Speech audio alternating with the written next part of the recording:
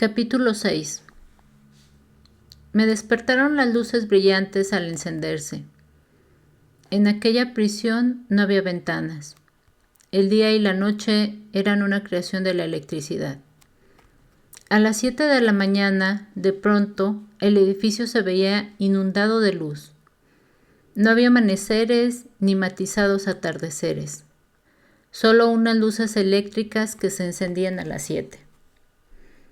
La luz brillante no mejoraba el aspecto de la celda. La pared frontal era de barrotes.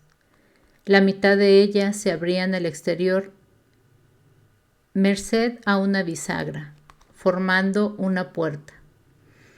Los dos camastros ocultaban cerca de la mitad de su anchura y casi toda su longitud. En la pared del fondo había un lavamanos con su grifo, ambos de acero. Los muros eran de obra, en parte de hormigón, en parte de ladrillos viejos. Todo ello cubierto por una gruesa capa de pintura. Los muros parecían gruesos a más no poder, como los de una mazmorra. Sobre mi cabeza había un bajo techo de hormigón. La celda no hacía pensar en una habitación con paredes, suelo y techo. Más bien parecía un sólido bloque de mampostería con un diminuto espacio habitable excavado de cualquier manera. Fuera de la celda, el incesante murmullo de la noche había dejado paso al estrépito del día. Todo era de metal, de ladrillo, de hormigón. Los ruidos se veían amplificados y resonaban por todas partes. Aquello sonaba como tenía que sonar el infierno. Frente a nuestra celda se extendía un muro desnudo. Tumbado en la cama, no tenía el ángulo suficiente para ver el pasillo. Me quité la manta de encima y encontré los zapatos. Me los calcé y me até los cordones. Volví a tumbarme. Hubble estaba sentado en la litera inferior. Sus mocasines náuticos color crudo estaban plantados en el suelo de hormigón. Me pregunté si habría estado así sentado toda la noche o si habría dormido algo. El siguiente al que vi fue a un encargado de limpieza. Apareció de pronto al otro lado de los barrotes. Un hombre muy mayor, con una escoba. Un anciano negro con una pelambrera espesa y blanca como la nieve, con la espalda doblada por los años, tan frágil como un pajarillo viejo y encogido. Su anaranjado uniforme, el de la cárcel, estaba casi blanco de tantos lavados. Tendría unos 80 años. Se habría pasado unos 60 allí dentro. Quizás se le ocurrió robar una gallina cuando la crisis de los años 30 y seguía pagando su deuda con la sociedad. Iba por el pasillo, pegando escobazos al azar, encorvado de tal forma que su rostro casi iba en paralelo al suelo, moviendo la cabeza como un nadador, para mirar de un lado a otro. Nos vio a Hubble y a mí y se detuvo. Se apoyó en la escoba y meneó la cabeza. Soltó una especie de risita pensativa, volvió a menear la cabeza y volvió a soltar una risita de sorpresa, como si por fin, después de tantos años, de pronto se encontrara ante un ser legendario, un unicornio o una sirena. Hizo amago de hablar varias veces, levantando la mano como si fuera a subrayar una observación. Pero una y otra vez le entraba aquella risita y se veía obligado a aferrar la escoba. No le metí prisa, podía esperar. Yo tenía todo el fin de semana por delante y él tenía el resto de su vida. Vaya, vaya, vaya, dijo, sonriendo con toda la boca. No tenía dientes. Vaya, vaya, vaya. Lo miré fijamente. Vaya, vaya, ¿qué, abuelo? Le devolví la ancha sonrisa. Se echó a reír de forma incontrolable. Esto iba a llevar su tiempo. Vaya, vaya, dijo. Terminó de refregar la risa. Llevó en este talego desde que Dios andaba en pañales. Óyeme, desde que Adán era un chavalito, y hasta ahora no había visto nada igual. No, señor. ¿Qué es lo que nunca habías visto, abuelo? Pregunté. Verás, dijo, llevo aquí ni se sabe cuántos años y, colega, nunca en la vida he visto a unos pavos vestidos como vosotros en una celda. ¿Es que no te gusta mi ropa? Pregunté sorprendido. No es solo lo que digo, colega. No digo que no me gusten vuestras ropas, respondió. Esas ropas vuestras están la mar de bien. Unas ropas de lo más elegantes, sí, señor. Elegantes a más no poder, ya lo creo. Bueno, ¿y entonces? El anciano seguía riendo para sí. La cuestión no está en saber si las ropas son elegantes o no, dijo. No, señor, esa no es la cuestión. Lo raro es que la lleváis puesta, colega, que no os hayan hecho llevar el uniforme naranja. Es algo que nunca había visto antes, colega, y ya te digo que llevo aquí desde la última glaciación, cuando los dinosaurios eran los que cortaban el bacalao. Ahora ya puedo decir que he visto todo en esta vida. Ya lo creo que sí, colega. Pero los que están en la galería de los preventivos no llevan uniforme, aduje. Bueno, sí, eso es verdad, dijo el anciano. Eso es una verdad como un templo, claro está. Es lo que nos han dicho los guardias, insistí. Es lo que tienen que decir, convino. Porque son las normas y, amigo, los guardias se saben las normas. Porque ellos son los que se las inventan. Entonces, ¿cuál es el problema, viejo? Bueno, como digo, no lleváis el uniforme color naranja. El hombre no terminaba de explicarse. Pero yo no tengo que llevar el uniforme, respondí. El otro se quedó atónito. Sus ojitos de pájaro me miraron con un interés repentino. ¿Qué no? Dijo. ¿Cómo es eso, colega? Cuéntemelo, anda. ¿Por qué en la galería de los preventivos no tenemos que llevarlo? Dije. Justo acabas de decírmelo tú mismo. ¿O no es verdad? Silencio. Tanto él como yo lo entendimos a la vez. ¿Te parece que esta es la galería de los preventivos? Me preguntó. Esta no es la galería de los preventivos, pregunté casi al mismo tiempo. El viejo calló un momento. Cogió la escoba y empezó a andar de espaldas, hasta salir de mi campo de visión, con tanta rapidez como pudo, gritando con incredulidad. Esta no es la galería de los preventivos, colega. Los preventivos están en la última planta, en la sexta galería. Esta es la tercera galería. Estáis en la tercera galería, colega. La galería de los condenados a la perpetua, colega. La galería donde están los más peligrosos, colega. No estamos hablando de los presos en general, sino de lo peorcito de todo. Colegas, más os vendría estar en otro lugar. Estáis metidos en un lío muy gordo, ya lo creo. Muy pronto van a venir a visitaros, a charlar un ratito con vosotros. Colegas, yo me largo de aquí, ahora que aún estoy a tiempo.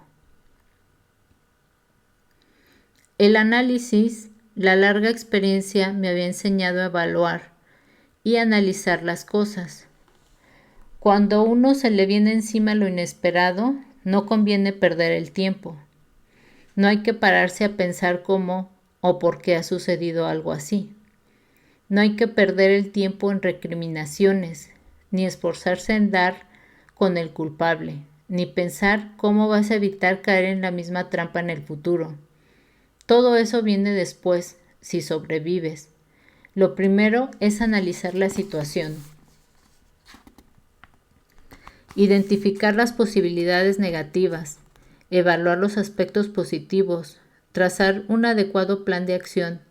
Si haces todo esto, tienes más posibilidades de vivir para contarla y pasar a lo que viene después. No estábamos en la galería de la sexta planta, la destinada a los presos preventivos. No estábamos en la galería reservada a quienes no habían sido condenados. Estábamos en la tercera, entre un montón de peligrosos presos condenados a cadena perpetua. Los aspectos positivos eran inexistentes. Las posibilidades negativas eran interminables. Éramos los recién llegados a una galería de presos de armas tomar. No íbamos a sobrevivir si no teníamos un nombre. Carecíamos de un nombre. Irían a por nosotros. Nos obligarían a aceptar que estábamos en lo más bajo del orden jerárquico de la cárcel. Nos esperaba un fin de semana desagradable, potencialmente mortal. Me acordé de un tipo del ejército, un desertor, un chaval, no mal soldado, que se dio el piro porque le entró una ventolera religiosa. Se metió en líos en Washington. Lo detuvieron en el curso de una manifestación. Lo metieron en la cárcel, entre unos fulanos tan peligrosos como los de esta misma galería. El chaval murió durante la primera noche. Lo violaron unas 50 veces. En la autopsia encontraron medio litro de semen en su estómago. Un recién llegado carente de un nombre, en lo más bajo del orden jerárquico en la cárcel, disponible para todos los que estaban por encima. El análisis. Yo contaba con un adiestramiento bastante adecuado y con experiencia.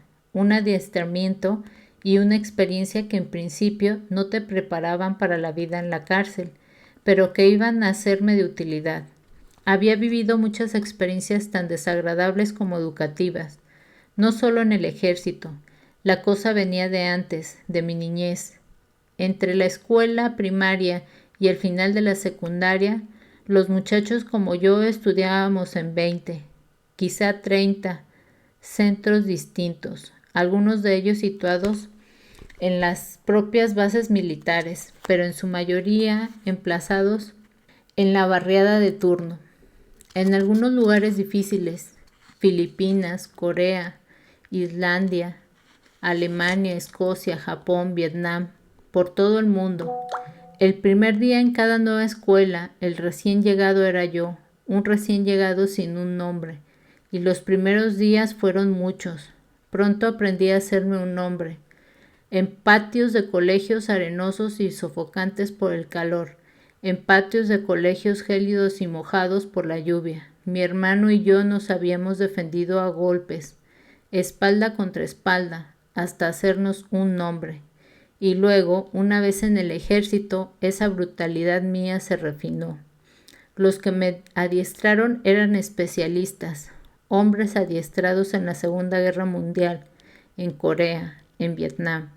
Gente que había sobrevivido a unas cosas de las que yo solo sabía por los libros. Me enseñaron métodos, técnicas, detalles. Me enseñaron que las inhibiciones podían matarme. Golpea el primero y golpea con fuerza. Que el primer golpe sea mortal. Sé el primero en vengarte. Miente y engaña.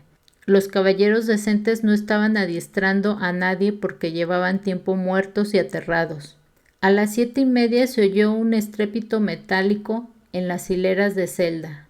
El temporizador había abierto los cierres de las puertas de forma automática. Los barrotes de nuestra celda se abrieron unos centímetros. Hubble estaba sentado, inmóvil. Seguía sin decir palabra. Yo no tenía ningún plan. Lo mejor sería hablar con un guardia, explicárselo todo y conseguir que nos trasladaran. Pero no esperaba encontrar a un guardia. Los guardias no se aventurarían en solitario por una galería como esa.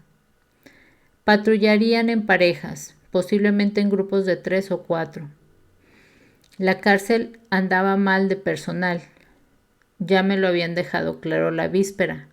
Era poco probable que tuvieran bastante funcionarios para patrullar un grupo por las distintas galerías. Lo más probable era que no fuese a ver a un solo guardia en todo el día. Los guardias seguramente se encontraban en alguna sala aislada, solo entrarían en acción en grupo, bien equipados y en respuesta a una emergencia. Y si veían a un guardia, ¿qué le iba a decir? ¿Que yo no tenía que estar allí? La misma cantaleta que oía durante todo el día. Como mucho me preguntarían, ¿quién os ha metido en esta galería? Yo respondería que Spivey, el que estaba a cargo por las noches, y ellos me dirían, qué bueno, que entonces todo estaba en orden, de forma que mi único plan era el de no tener un plan preciso. Había que esperar a ver y de reaccionar según las circunstancias. El objetivo, sobrevivir hasta el lunes. Oí el chirrido de las puertas de barrotes. Los demás presos estaban abriendo las puertas de sus celdas. Oí movimientos y conversaciones a gritos, mientras salían a vivir otro día carente de sentido. Me quedé a la espera. No tuve que esperar mucho.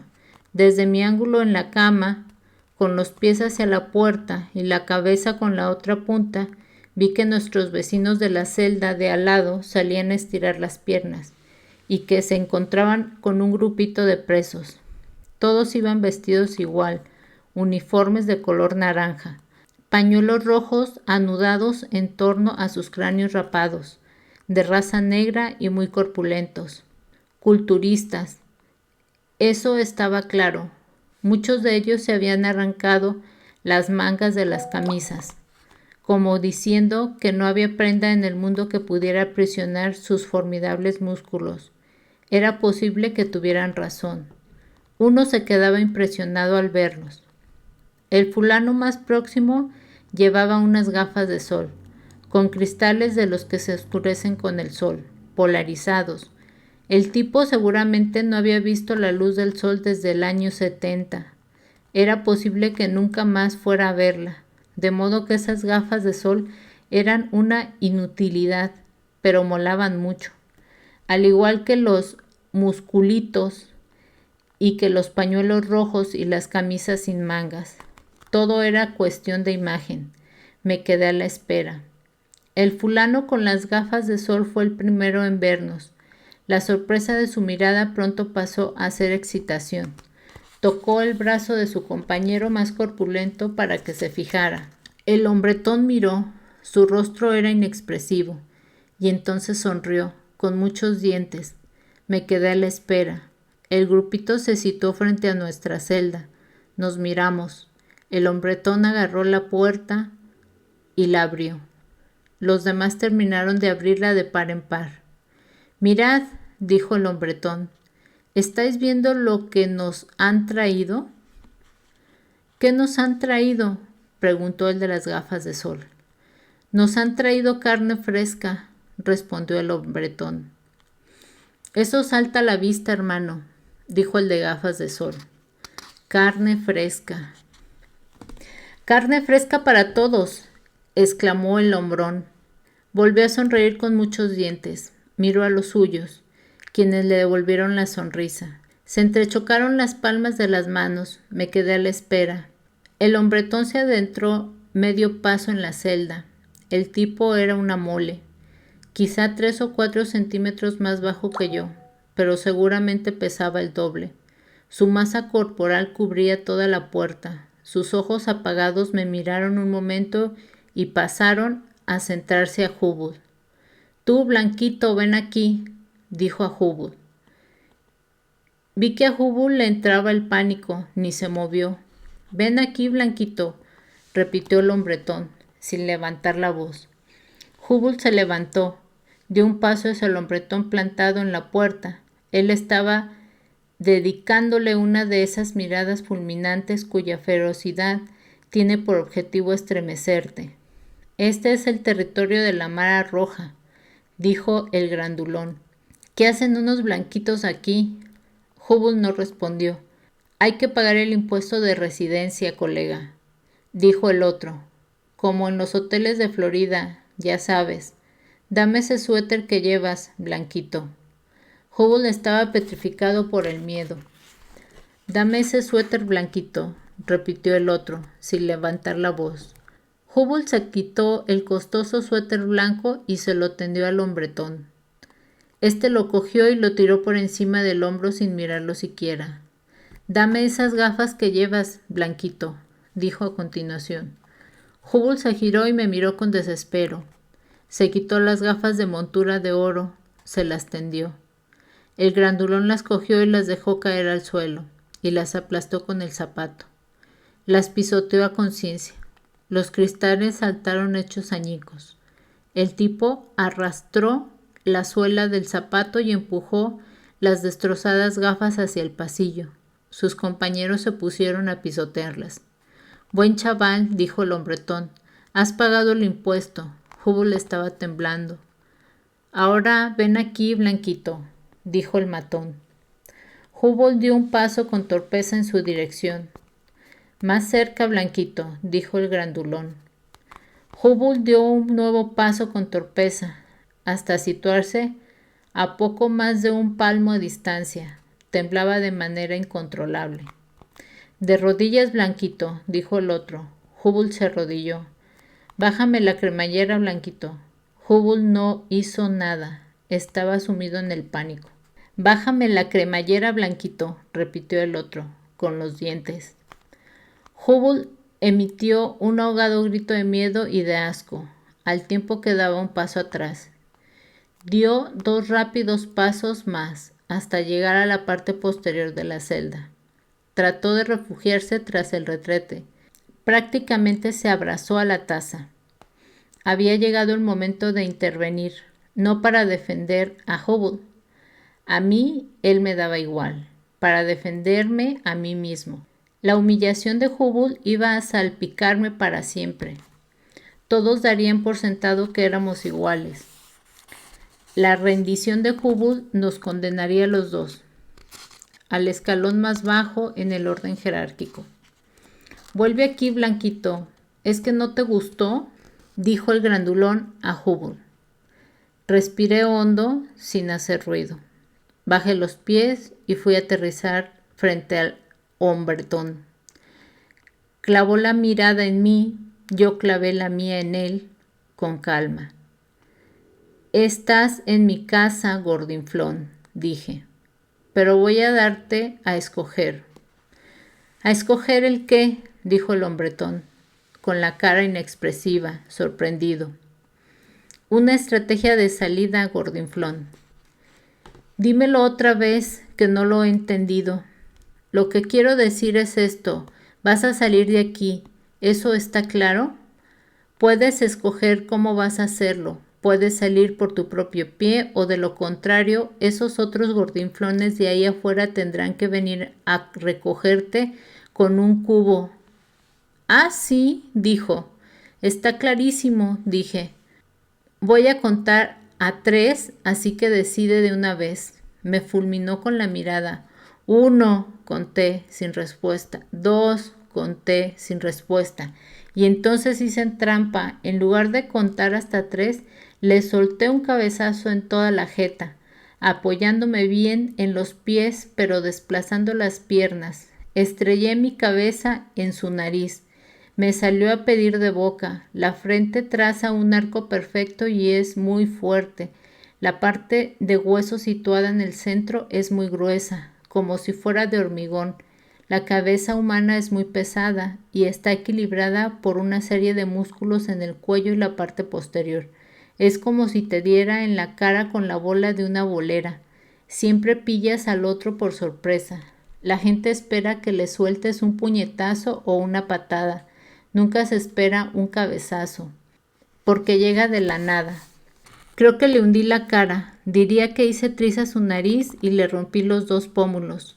Le dejé hecho cisco el pequeño cerebro que tenía dentro. Sus piernas se doblaron y cayó al suelo como una marioneta a la que hubiera cortado a las cuerdas. Como un buey en el matadero, su cráneo se estrelló contra el suelo del hormigón. Miré al grupito que estaba en el pasillo. A juzgar por sus expresiones, estaba empezando a hacerme un nombre. ¿Quién es el siguiente? Ahora vamos a hacerlo al estilo de Las Vegas, doble o nada. Aquí el amigo va a pasarse 6 semanas en el hospital con una mascarilla de metal, de forma de que el siguiente va a pasarse 12 semanas. ¿Lo pilláis? Con un par de fracturas de codo o algo parecido. Y bien, ¿quién es el siguiente? No hubo respuesta. Señalé al fulano de las gafas de sol. Dame ese suéter, gordiflón, dije. Se agachó y lo recogió. Me lo tendió desde lejos. No quería acercarse demasiado. Cogí el suéter y lo tiré al camastro de Hubble. Dame las gafas, ordené. Se agachó y recogió las gafas destrozadas. Me las pasó. Se las tiré a la cara. Están rotas, gordinflón, dije. Dame las tuyas. Se produjo una larga pausa. Me miró, lo miré, sin pestañear. Se quitó las gafas de sol y me las dio. Me las llevé al bolsillo. Y ahora llevaos esta mierda de aquí, dije.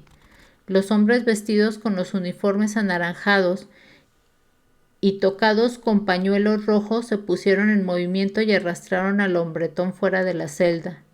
Volví a subirme al camastro. Yo estaba temblando por el subidón de adrenalina. El estómago me daba vueltas y jadeaba. Mi sangre a punto había estado de dejar de circular. Me sentía fatal, aunque no tan mal como me hubiera sentido de no haber hecho algo. A estas alturas habrían terminado con Hubble y estarían empezando conmigo. No probé el desayuno, no tenía hambre. Seguí tumbado en el camastro hasta que me encontré mejor. Hubble estaba sentado en el camastro de abajo, meciéndose ligeramente. Seguía sin decir palabra. Al cabo de un rato bajé de la litera. Me lavé en el lavamanos. La gente se acercaba por el pasillo a mirarnos. Luego se alejaban. La noticia había corrido con rapidez. El recién llegado de la celda del fondo había enviado a uno de la Mara Roja al hospital. Como lo oyes, me había hecho famoso. Hubble dejó de mecerse y me miró. Abrió la boca y volvió a cerrarla. La abrió una segunda vez. Yo con esto no puedo, dijo. Era lo primero que le oía decir desde sus bromas rebosantes de seguridad en sí mismo por el interfón de Finlay. Lo dijo en voz baja, pero con tono terminante. Él con esto no podía. Lo miré. Consideré sus palabras. Entonces, ¿por qué estás aquí? Le pregunté. ¿Qué has hecho? Yo no he hecho nada, contestó con el rostro inexpresivo. Te has confesado culpable de algo que no has hecho, dije. Así que tú mismo te lo has buscado. No, dijo Hubble. Hice todo eso que dije, lo hice, y así se lo dije al inspector. Y una mierda, Hubble, solté. Tú ni siquiera estabas en ese lugar. Estabas en una fiesta. El fulano que te llevó en coche a casa es policía, por Dios. Tú no lo hiciste. Y eso lo sabe todo el mundo. No me vengas con esas mierdas. Hubble bajó la mirada hacia el suelo. Lo pensó un momento. No puedo explicarlo, dijo. No puedo decir nada. Lo único que necesito es saber qué va a pasar ahora. Lo miré de nuevo. ¿Qué va a pasar ahora? ¿Qué vas a seguir aquí hasta el lunes y que luego van a devolverte a Margrave? Y supongo que a continuación te podrán en libertad. ¿Tú crees? Preguntó, como si no terminara de tenerlo claro. Ni siquiera estabas en ese lugar, repetí. Eso ya lo saben. Puede que les interese saber por qué hiciste una confesión siendo inocente y por qué ese tipo tenía tu número de teléfono. ¿Y si no puedo decírselo? Si no puedes o si no quieres. No puedo decírselo, insistió. No puedo decir nada a nadie. Apartó la mirada y se estremeció. Estaba muy asustado. Pero yo aquí no puedo seguir, dijo. Esto no lo soporto. Hubble trabajaba como ejecutivo en un banco. Los tipos como él van repartiendo sus tarjetas de visita como si fueran confetis. Se la dan al primero con quien estén hablando sobre fondos de inversión o paraísos fiscales. a fin de que el otro les afloje los $, pero ese número de teléfono estaba impreso en un papel de impresora de ordenador, no en una tarjeta de visita, y había aparecido en el interior de un zapato y no en una cartera. El miedo que en ese momento emanaba de Hubble era como el fondo sonoro de una sección de ritmo. ¿Por qué no puedes decir nada a nadie? Porque no puedo, respondió, sin decir más detalles.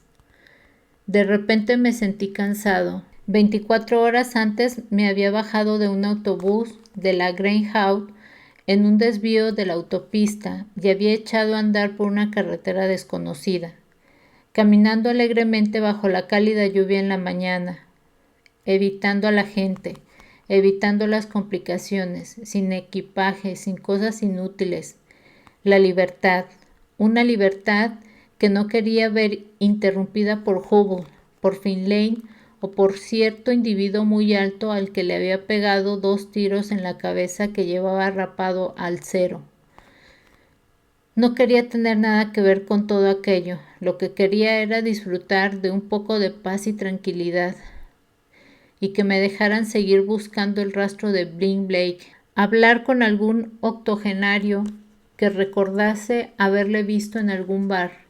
Tendría que estar hablando con el viejo asignado a barrer la cárcel y no con Hubble, un puto yuppie.